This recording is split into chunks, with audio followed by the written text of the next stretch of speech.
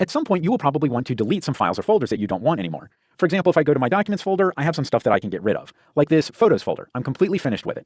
So one way to delete it would be to drag it to the recycle bin. Just point your mouse cursor at it, hold the mouse button down, drag it to the recycle bin on the desktop, and let go. And now that folder is gone.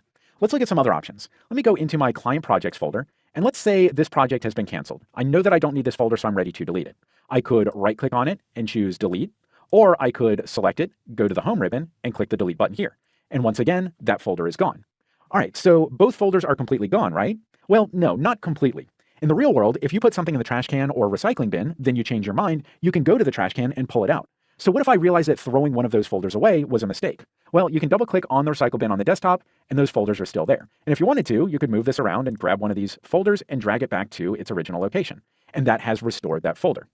But eventually you should empty the trash because it's just sitting there taking up space. Or maybe you want to ensure that something really is completely gone.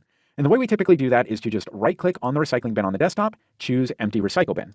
And now it asks me if I'm sure. Keep in mind, I'm using demo files for this exercise. When you deal with your real files, you should be very careful. Once you empty the recycle bin, those files are gone. But let's do it. Let's see what it looks like. I'll click yes. And now I still have this window open showing me the contents of the recycle bin. It is now completely empty.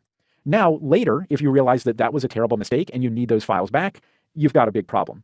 There are data recovery services out there that can take your storage drive and charge you lots of money and can maybe recover your files.